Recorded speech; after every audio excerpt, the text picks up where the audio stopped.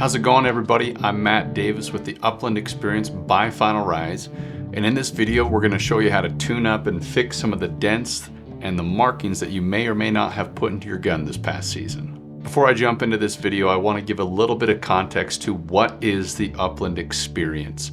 At Final Rise, one of our biggest goals is to be able to empower and educate the upland community. Now, I'm not saying I know everything, but I've learned a thing or two over the many years of hunting, and I want to be able to share as much of that with you guys as possible, and hopefully learn from you as well. So if you're into that type of content, make sure to give us a subscribe. Then you're going to get the notifications when we have other videos pop up. And if any of these videos provide value at any point in time, make sure to give us a thumbs up.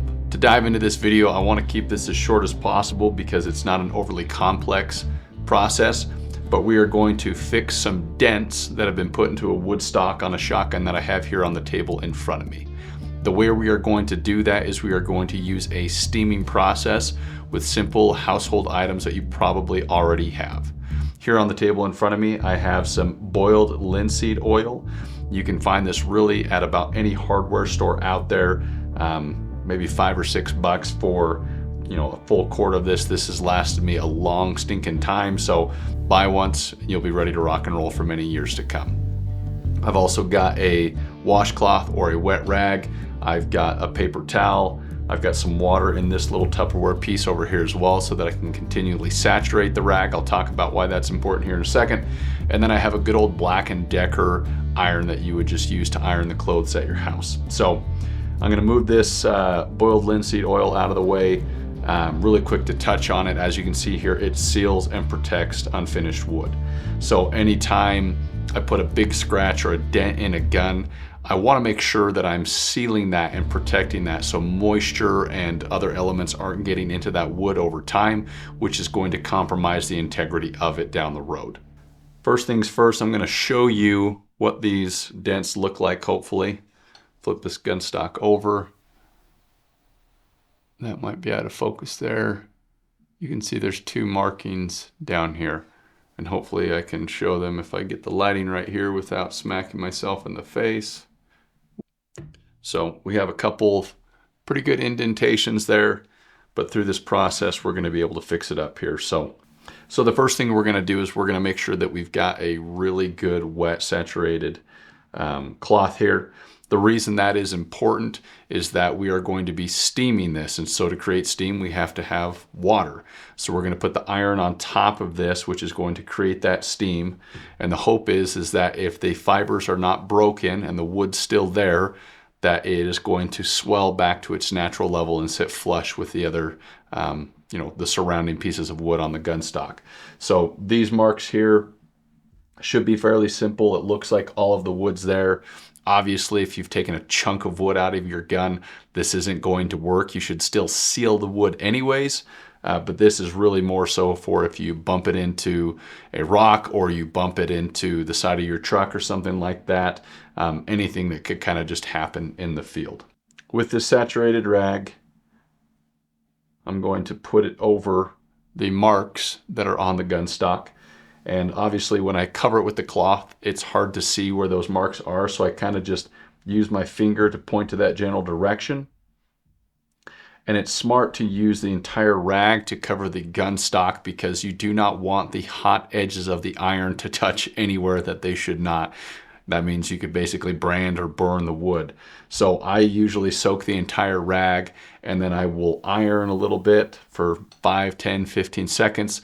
Then I will shift the rag over to another wet spot, iron again, and then I'll usually check to see the progress and see how things are going. So we're going to do that right now and see what happens. So I've got my rag. I can see the marks here. Usually I'm just going to take the very tip of the iron here. I don't want to apply heat anywhere that I don't need to because it's obviously not necessary.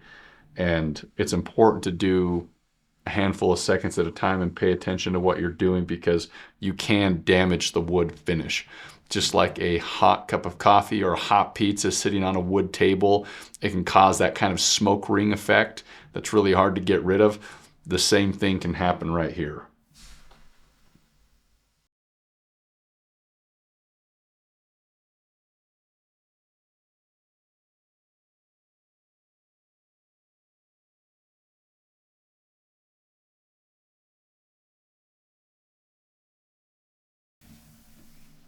Almost out. Looking really, really good.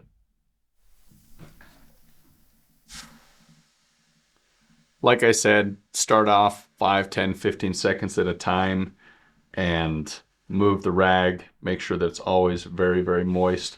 Like I said, you need steam to hydrate the wood. So if there's steam, if there isn't any steam coming off of the rag, you need to re-wet it and give it another go.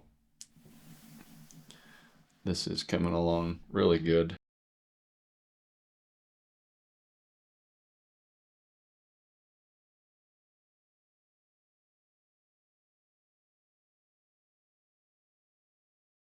And just like you would if you were trying to fix a dent on a car, I like to kind of steam some of the surrounding areas. Hopefully, you know, that steam is going to transfer and allow that wood grain or those fibers to rehydrate a little bit quicker, give it a little more even finish.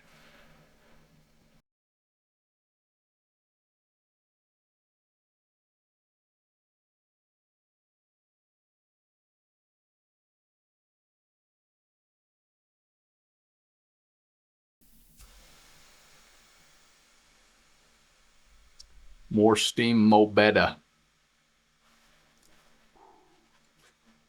Smoking.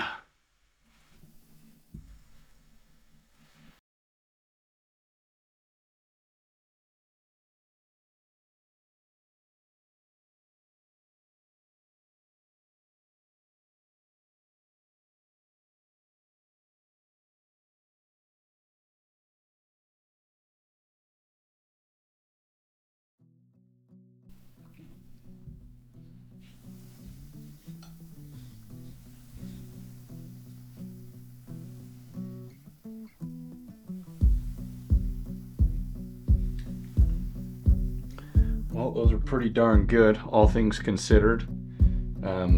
Like I said, it's never a guarantee that it's going to be perfect after you work through this.